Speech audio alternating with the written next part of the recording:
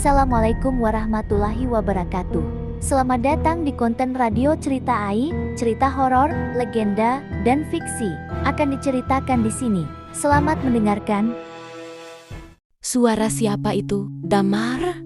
Damar? Kok mirip si Damar? Andri masuk ke dalam kontrakan demi memeriksa. Suara orang yang memanggilnya. Asal lelaki 32 tahun itu sangat yakin suara panggilan berasal dari dalam, tapi setelah diperiksa, tidak ada siapa-siapa di dalam kontrakan. Kenyataannya, selain dia dan Saris, memang tidak ada lagi yang tinggal. Di sana, Andri sampai garuk-garuk kepala karena kebingungan. Dia putuskan untuk keluar dan segera berangkat ke tempat kerja. Andri mencoba berpikir positif. Barangkali suara panggilan berasal dari rumah tetangga. Meskipun dia merasa suaranya sangat mirip, seperti suara Damar. Krek, pintu kontrakan, Andri kunci supaya tak dimasuki maling. Baru juga kuncinya dia taruh ke dalam saku. Suara panggilan sudah kembali. Terdengar suaranya sama seperti tadi dan terdengar lebih jelas dari sebelumnya. Dri, dasar setan alas, gumam Andri dengan bulu kuduk yang tiba-tiba meremang. Dia putuskan untuk segera berlalu, pergi menggunakan sepeda motor. Setelah berada di tempat kerja, segera dia ceritakan apa yang terjadi kepada teman sepekerjaannya Saris, juga ada di tempat yang sama. Jadi, dia bisa mendengar apa yang teman satu kontrakannya ceritakan. Suaranya mirip suara si Damar. Apa itu? Suara setan ya? Lia, paling ada makhluk halus yang niruin suara si Damar, ucap salah satu pekerja. Yang bikin ngeri, dia manggil beberapa kali. Untung pas saya periksa ke dalam, tak ada apa-apa. Kalau tiba-tiba ada penampakan, bisa pingsan saya. Hahaha. Lihat penampakan kok pingsan. Andri malah mendapatkan ledekan dari temannya. Sementara itu, Saris hanya diam, menyimak. Dia mulai berpikir sesuatu yang pasti tidak akan terpikir oleh teman-temannya.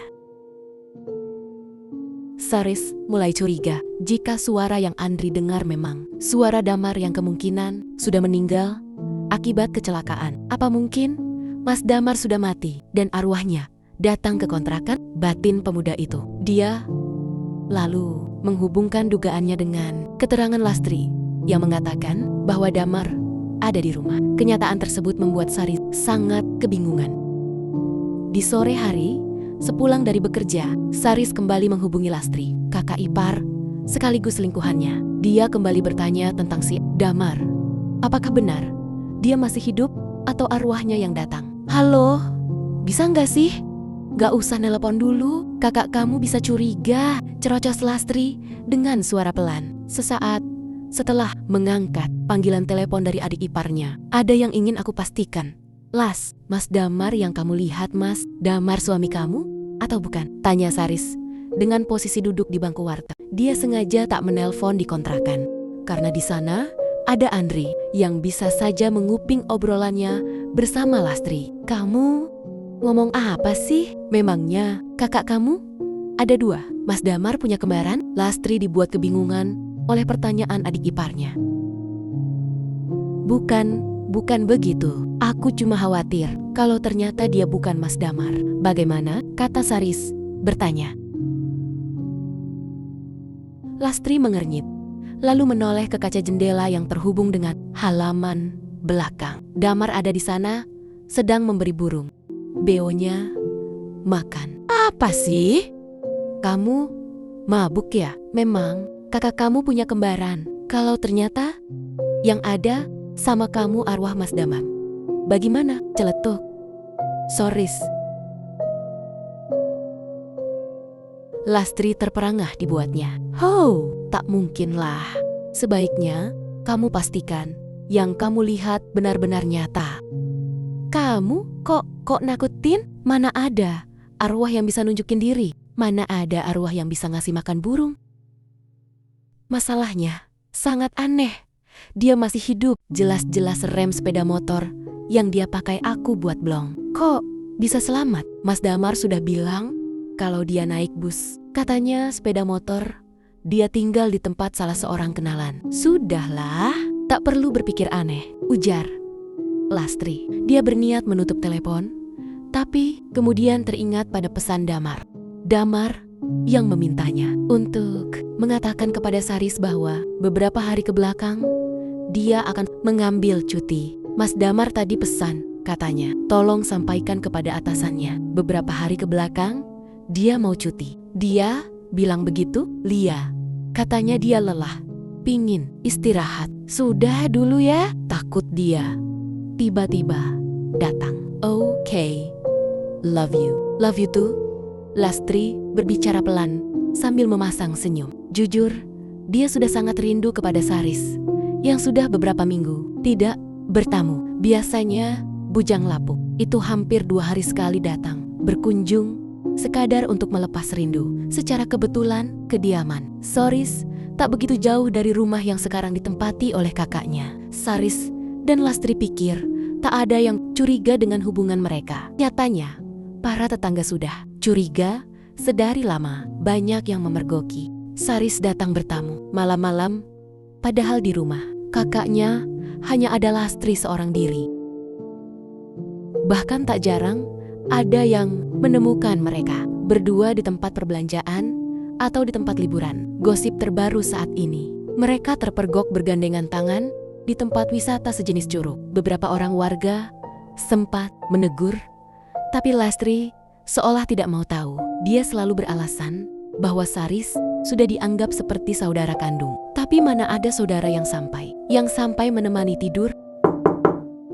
Permisi, terdengar suara ketukan pintu. Diikuti suara panggilan. Sadar ada yang bertamu, Lastri buru-buru memasukkan telepon genggamnya ke dalam saku, lalu menyambut tamunya. Assalamualaikum. Suara salam terdengar dari luar. Lastri buru berjalan menuju pintu dan menebak siapa yang datang. Waalaikumsalam, Pak RT, ibu-ibu, silakan masuk. Dengan raut kebingungan, Lastri mempersilahkan tamunya masuk. Ternyata yang datang Pak RT ditemani 2 orang ibu-ibu. Lastri langsung menduga jika maksud kedatangan mereka adalah untuk meminta sumbangan atau biaya tertentu. Maaf mengganggu, Mbak Lastri, ucap Bapak Ketua RT yang diketahui bernama Nurdin. Tidak kok, silakan duduk. Terima kasih, Mbak Lastri. Rumahnya wangi, ya? Pakai pewangi ruangan apa? Salah seorang ibu-ibu berjilbab hitam berbasa basi. Rumah Lastri wangi, katanya. Padahal baik Lastri maupun yang lain merasa ruangan yang mereka tempati berbau amis, mirip seperti bau darah. Saya hanya memakai pewangi semprot, Bu Ida. Lastri menjawab seadanya. Bahkan seharian ini dia tak merasa menyemprotkan apa-apa di ruang tamunya. Merek apa? Tanya Bu Ida yang merasa rumah Lastri tercium wangi. Anehnya, hanya dia yang mencium aroma bunga di sekitar ruang tamu. Sepertinya saya lupa merek apa. Sudah, tak perlu ngomongin merek. Kita kesini bukan untuk membahas itu, Bu Ida, tegur Pak RT kepada perempuan setengah baya bernama Ida. Maaf Pak, maksud ibu bapak datang ke sini untuk apa ya? Ada biaya yang harus saya bayar? Bukan, Mbak Lastri. Kedatangan kami sama sekali tidak ada hubungannya dengan biaya atau program tertentu. Kami ke sini karena ada hal yang harus dibahas bersama Mbak Lastri dan Mas Damar. Mas Damarnya ada? Tanya Pak RT. Ada. Sebentar, biar saya panggilkan. Lastri bangkit dari kursi, berniat memanggil sang suami yang sedari tadi berdiam diri di halaman belakang. Baru juga sampai di pintu dapur, mereka sudah berpapasan. Lastri segera memberitahu Damar jika di ruang tamu ada Pak RT dan yang lain ingin bertemu. Ada Pak RT dan ibu-ibu di depan. Katanya mau membicarakan sesuatu sama kita. Membicarakan apa? Ya mana aku tahu. Paling mau minta bantuan. Lastri menjawab ketus pertanyaan suaminya. Kedua mata perempuan itu fokus ke bibir Damar yang tampak pucat dan pecah-pecah. Makin luntur saja perasaannya kepada lelaki tersebut. Lastri merasa Damar semakin tidak menarik. Damar bergegas menemui tamunya. Kali ini dia tak banyak berbasa-basi atau berekspresi seperti Damar yang biasanya ramah. Wajah pria 42 tahun itu tampak lesu. Pandangannya kosong dan cara bicaranya sangatlah misterius. Selamat sore Pak RT, ibu-ibu, sapa Damar, seraya duduk di sofa yang berseberangan dengan yang diduduki oleh Pak Nurdin. Sore Mas Damar, kapan pulang dari Karawang? Kok belum mampir ke warung saya? Pak Nurdin mencoba berbasa-basi. Setiap kali pulang dari perantauan, Damar memang biasa mampir ke toko kelontongnya untuk sekadar membeli kopi atau membahas perihal burung peliharaan. Kemarin malam, Pak, saya belum sempat kemana-mana, Damar menjawab datar sambil menunduk. Sangat berbeda jauh dengan Damar yang biasanya. Selama ini, dia dikenal ramah dan periang. Tak heran, Pak Nurdin seperti keheranan pun dengan ibu-ibu di dekatnya. Pak Damar lagi sakit? Tanya Bu Ida. Tidak, kok pucat banget? Mungkin kurang darah. Habis begadang? Komentar Pak RT sambil tersenyum kering. Sesekali pria tua itu menoleh ke arah Lastri yang ternyata sedang fokus memerhatikan suaminya. Lastri teringat pada ucapan Seris di telepon yang mengingatkan dia bahwa bisa saja yang sedang bersamanya sekarang ini bukan benar-benar Damar. Pak RT benar, namanya juga jarang ketemu. Pasti Mas Damar dan Mbak Lastri begadang terus. Hihi, kata Bu Ida yang memang dikenal centil dan hobi berkomentar tentang apapun. Pak RT segera berdeham karena merasa pemilik rumah tidak begitu suka dengan candaan dia dan Bu Ida. Lagi pula kedatangan mereka ke tempat Damar adalah untuk membahas sesuatu bersifat serius. Begini Mas Damar, Mbak Lastri, tujuan kami kemari untuk membahas tentang peraturan daerah yang sedang kami perketat akhir-akhir ini. Mohon maaf jika di antara kalian ada yang tersinggung. Ini tentang pelarangan menerima tamu malam-malam, terkhusus untuk yang berlawanan jenis. Pak RT menjelaskan maksud dari kedatangannya. Akan tetapi, kalimat yang dia sampaikan sepertinya kurang dipahami oleh Lastri dan Damar. Maksud Pak RT apa ya? Kok saya tak paham? Tanya Lastri. Begini, kami menyarankan agar siapapun tak menerima tamu lawan jenis ketika di dalam rumah tidak ada siapa-siapa demi menghindari fitnah dan sesuatu yang tak diinginkan. Coba, Bu Ida saja yang jelaskan perintah Pak RT kepada perempuan yang duduk di sebelahnya. Begini Mbak Lastri, kami mendapat info dari warga. Katanya, adik ipar Mbak Lastri yang bernama Saris sering datang bertamu malam-malam ke sini. Padahal Mas Damar sedang tidak ada. Apa itu benar?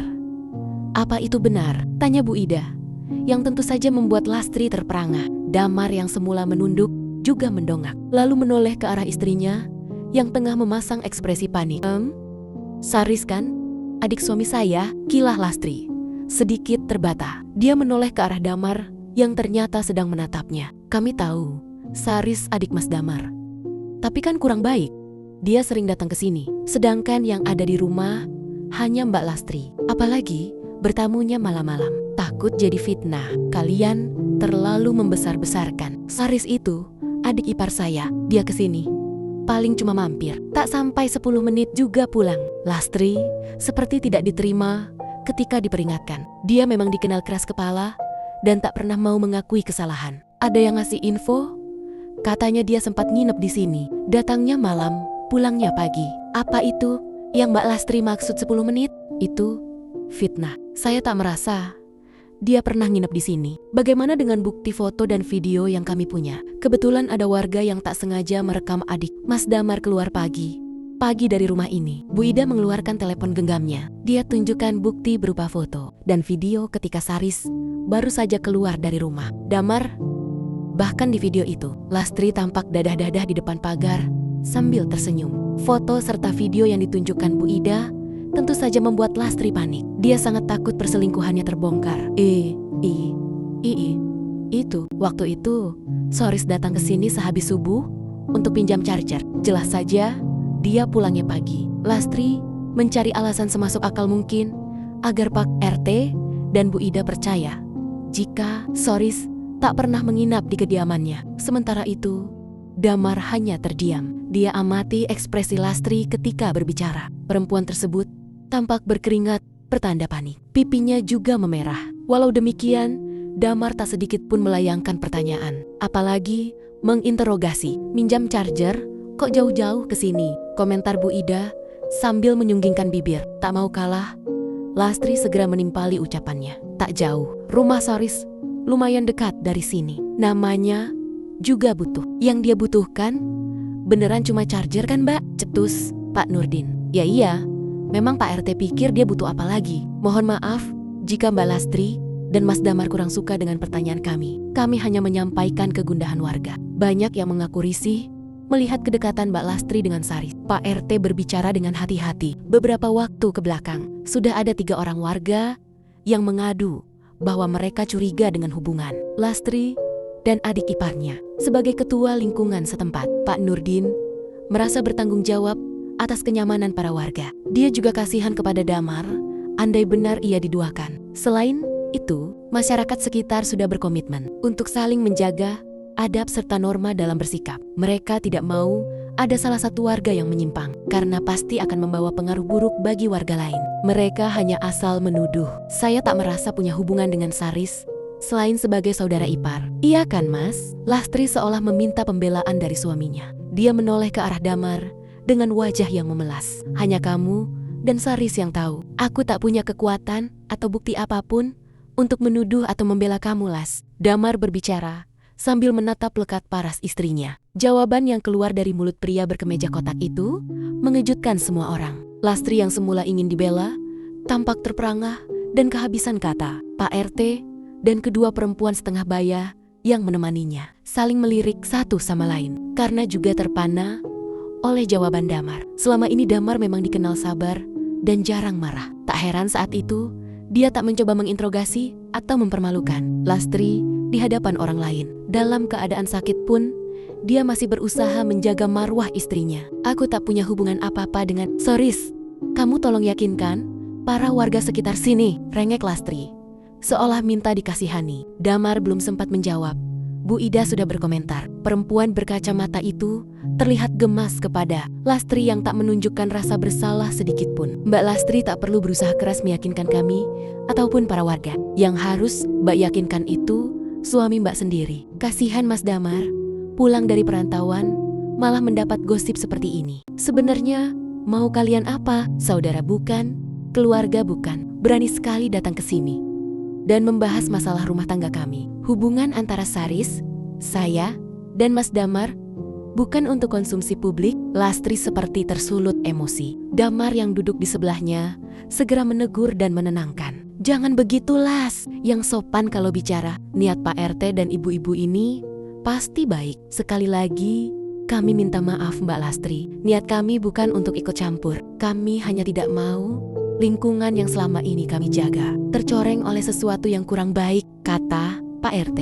Kurang baik apa? Pak Nurdin mau ikut nuduh saya berzina sama Saris? Lastri, jaga bicara kamu. Mereka sudah keterlaluan, Mas. Ya sudah, kalau Mbak Lastri tidak terima, kami akan menyelidikinya lebih lanjut. Ayo ibu-ibu, kita pulang. Pak Nurdin bangkit dari sofa, lalu mengajak Bu Ida dan temannya meninggalkan kediaman Damar. Permisi, Mas Damar? Iya. Setelah ketiga tamunya pergi, Lastri menangis dengan posisi kedua tangan menutupi wajah. Damar lalu bertanya, apa yang terjadi sebenarnya? Apa yang terjadi sebenarnya, Lastri? Dugaan mereka tidak benar kan? Lelaki itu bertanya dengan ekspresi dingin dan datar. Lastri berhenti menangis, lalu menengok pelan wajah suaminya. Dia tak mungkin tiba-tiba mengaku bahwa selama ini dirinya menjalin hubungan terlarang dengan Saris. Lastri justru bersikap seolah menjadi korban gosip warga sekitar. Kamu percaya dengan dugaan para monyet tadi? Mereka cuma kemakan gosip, Mas. Aku tak punya hubungan apa-apa dengan adik kamu. Aku harap kamu tidak berbohong, ucap Damar seraya bangkit dari sofa. Dengan ekspresi misterius, dia berlalu begitu saja menuju kamar tidur. Lastri amati baik langkah kaki suaminya. Ternyata kaki Damar napak ke lantai. Dari situ, Lastri semakin yakin jika dia manusia, bukan arwah penasaran seperti dugaan Saris. Bisa-bisanya aku terpengaruh oleh ucapan Saris. Kenyataannya, dia belum menjadi setan, batin Lastri sambil memandang lekat punggung sang suami. Pintu depan yang semula terbuka tiba-tiba bergerak sendiri. Lastri dibuat terkejut oleh pintu depan yang tiba-tiba tertutup sendiri. Dia yakin tidak sedang ada tiupan angin besar di luar. Meski begitu, dia berusaha untuk tak mengaitkannya dengan hal mistis. Perempuan itu bangkit dari sofa, lalu pergi ke ruangan dapur, berniat mengolah kangkung yang sudah sangat layu karena lama berada di kulkas. Gara-gara kedatangan Pak RT dan kedua temannya, mood Lastri jadi memburuk. Pekerjaan memasak dia lakukan dengan gerasak-gerusuk, termasuk ketika memotong kangkung yang mulai alot. Krik, krik. Oh, Lastri tercekat dan meringis kesakitan saat jarinya tak sengaja teriris pisau. Lukanya kecil tapi lumayan dalam, sehingga darah mengucur banyak. Bahkan ada yang sampai menetes ke irisan kangkung di talenan. Pisau? Biadab, umpat wanita cantik tersebut. Iya, istri Damar berwajah cantik. Banyak tetangga yang menyebut jika Lastri mirip dengan salah satu artis dari Turki. Sayang sekali, kecantikannya tak sebanding dengan akhlak yang dia punya. Lastri cuci bagian yang terluka menggunakan air mengalir. Kemudian, buru-buru menutupnya menggunakan plester. Tadinya, dia berniat membatalkan aktivitas memasak dan berencana membeli masakan jadi. Tapi kemudian, teringat pada rasa kesalnya pada Bu Ida dan yang lain. Lastri jadi malas pergi keluar rumah. Kalau aku pergi keluar, pasti semua orang akan memandangku aneh. Aku pasti bakalan jadi bahan gosip monyet satu RT. Lastri membatin. Belum apa-apa, dia sudah berprasangka buruk terhadap warga sekitar. Setelah rasa sakit di jarinya sedikit berkurang, dia putuskan untuk melanjutkan aktivitas memasak. Kangkung layu yang tadi sempat kena tetesan darah, dia masak begitu saja tanpa dicuci terlebih dulu. Selain kangkung, teman nasinya kali ini hanya telur dadar. Dia sengaja tak menyajikan banyak menu karena sedang tak nafsu makan. Bahkan sore itu, hanya Damar yang menikmati masakan buatannya. Lastri sendiri memilih menyeduh mie instan. Tumis kangkung buatan kamu enak, puji Damar setelah menyuap beberapa sendok nasi di atas piring. Lastri hanya tersenyum kecut. Ini bukan kali pertama dia mendapat pujian. Hampir setiap kali menikmati menu buatannya, Damar selalu memberi apresiasi dengan memuji, sesuatu yang mungkin tak akan Lastri dapat dari laki-laki lain. Telur dadarnya enak, hanya kurang garam sedikit. Saris, gimana kabarnya? Maksud aku, dia kan baru pertama kali kerja sama orang lain. Kira-kira dia kaku tidak ya? Tanya Lastri di sela suaminya menyuap nasi. Sambil mengunyah, Damar sempat menunjukkan ekspresi datar. Tiba-tiba saja nasi dan kangkung yang semula terasa nikmat berubah hambar. Damar taruh sendok yang semula dia pakai makan, kemudian menjawab, dia sudah dewasa, sudah pasti bisa mengerjakan pekerjaan yang sesuai dengan keahliannya. Tapi kan selama ini dia tak biasa kerja berat. Dia harus belajar bekerja keras. Dia harus bisa mencari nafkah jika berniat menikahi seseorang, ucap Damar seraya bangkit dari kursi makan. Dia pergi begitu saja, meninggalkan ruang dapur. Sesaat kemudian, pintu depan terbuka, menandakan lelaki tersebut pergi keluar. Lastri sempat tercengang mendengar ucapan suaminya. Dia bertanya-tanya, kenapa bisa Damar menduga bahwa Saris berniat menikahi seseorang. Damar juga terlihat aneh. Nasi di piringnya masih sisa setengah, tapi dia pergi begitu saja. Mas Damar, kenapa? Dia bahkan belum minum. Apa tak bakal tersedak? Ternyata sore itu, Damar pergi ke tempat Pak Nurdin. Dia berjalan gontai, tak bersemangat seperti Damar yang biasanya. Salah seorang tetangga sempat menyapa, tapi tak ditanggapi. Padahal selama ini, suami Lastri dikenal ramah. Mau kemana Mas Damar? Mampir dulu? Loh, kok gak nyahut? Damar berjalan begitu saja dengan ekspresi datar dan dingin. Wajahnya kian pucat, bibirnya membiru seperti seseorang yang sedang terserang penyakit tertentu. Setelah sampai warung, Pak Nurdin menyapanya dan bahkan mengajak Damar masuk. Tapi Damar menolak. Dia memilih duduk di bangku panjang depan warung, tempat dia biasa nongkrong ketika tak ada kegiatan di rumah. Mau ngopi Mas? Biar istri saya buatkan, tawar Pak Nurdin alias Pak RT, sambil menenteng cangkir kopi miliknya ke bangku warung. Dia juga ikut duduk di sana menemani Damar. Tak usah, Pak RT. Perut saya kenyang. Pekerjaan di kota gimana? Lancar? Alhamdulillah. Semua selalu berjalan lancar. Pak, kehidupan saya yang mungkin sedikit kurang lancar. Lagi-lagi Damar berbicara dengan ekspresi datar dan misterius. Pak Nurdin terkesiap mendengar pernyataan pria hitam manis itu. Tak biasanya dia mengeluh tentang apapun. Kali ini malah mengaku kehidupannya kurang berjalan lancar. Pak Nurdin lalu menghubungkannya dengan gosip perselingkuhan antara Lastri dan Saris. Sabar Mas Damar, semua pasti ada solusinya. Kali ini tak ada solusinya Pak. Tak ada solusinya. Tak ada solusinya gimana? Masalah yang sedang saya hadapi tak ada solusinya. Damar berbicara dengan ekspresi dan posisi yang tak berubah. Sedari tadi pandangannya kosong, tak tentu arah. Dia sama sekali tak melakukan kontak mata dengan Pak RT yang tengah mengajaknya mengobrol. Setiap masalah pasti ada solusinya Mas Damar.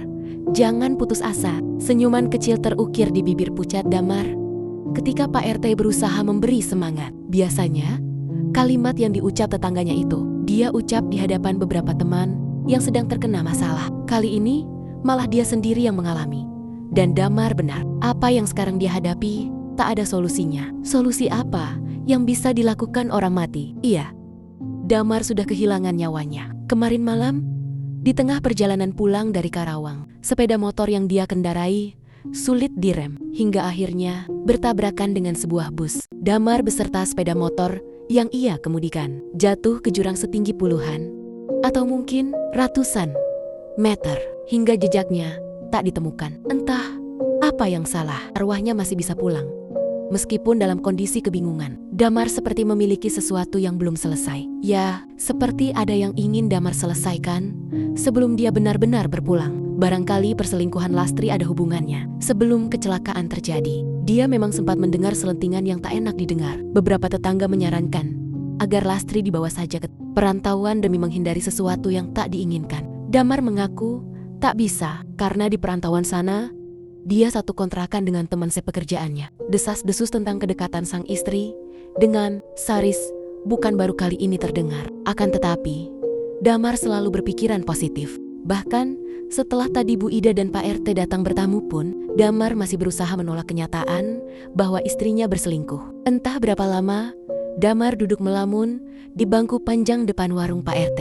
Dia tak banyak bicara, seperti hari-hari biasa. Bahkan, ketika istri Pak RT mengajaknya bercanda, Damar hanya tersenyum tipis, tanpa berkomentar. Begitupun, ketika Pak RT membahas perlombaan burung. Damar yang biasanya antusias, kali ini memasang wajah biasa saja. Dia seperti tak punya semangat hidup. Kenyataannya, semangat itu memang sudah tak ada. Damar sangat bingung dengan apa yang terjadi sekarang. Terkadang, dia merasa masih berstatus sebagai manusia. Tapi terkadang juga sadar bahwa kepalanya kemarin pecah terbentur batu. Sudah azan Mas Damar? Mau ke masjid bareng saya? Ajak Pak RT setelah azan maghrib berkumandang. Sementara itu, istrinya bersiap menutup warung. Biasanya, warung baru ditutup setelah pukul 9 atau 10 malam. Tapi, kali ini, istri Pak RT berinisiatif menutupnya bertepatan dengan azan maghrib. Sebab dia merasa tak enak hati sedari Damar mampir.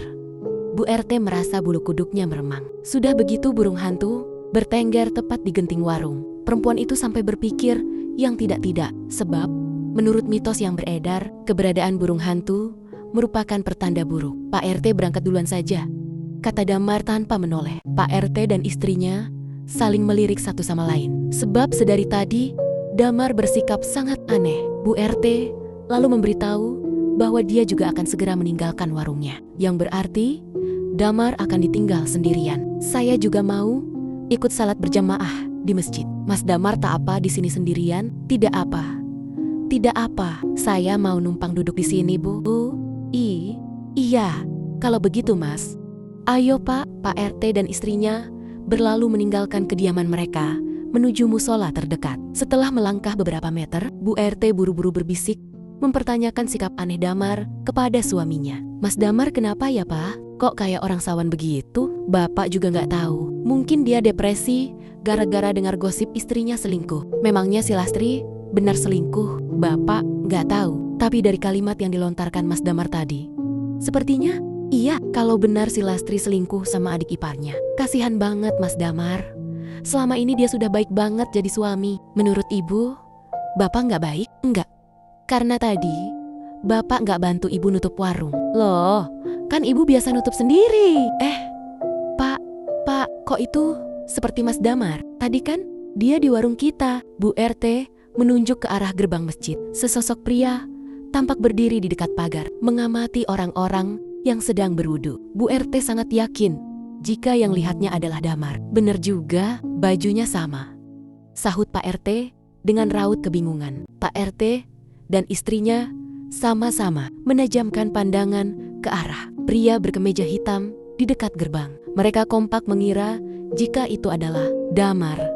Padahal jelas-jelas sekian menit yang lalu, Damar, mereka tinggal di bangku depan warung. Mustahil bisa tiba-tiba berada di halaman masjid. Pak RT sampai mempercepat langkahnya demi memastikan apa yang dia lihat. Sayang sekali, sosok yang perawakan serta penampilannya mirip suami Lastri terlanjur pergi dan masuk ke kamar kecil. Mas Damar.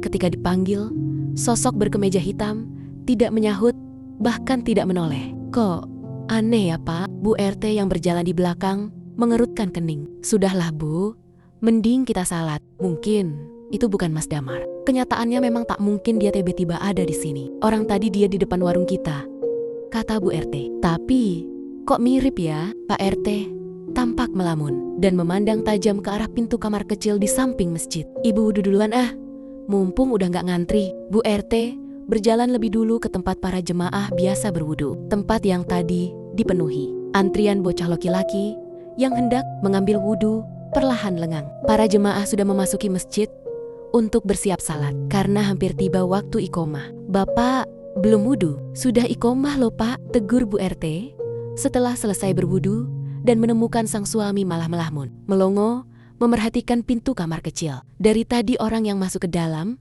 tak keluar-keluar Bu. Masa sih? Iya, orang Bapak sedari tadi nunggu di sini. Bapak mau buang air kecil? Enggak, Bapak cuma penasaran kenapa dia tak keluar-keluar. Coba Bapak cek, siapa tahu di dalam tak ada siapa-siapa. Bagaimana bisa? Torati, orang jelas-jelas tadi ada yang masuk. Ya siapa tahu yang tadi masuk bukan manusia, kata Bu RT yang spontan membuat suaminya bergidik. Ish, Ibu, sudah Ibu mau salat?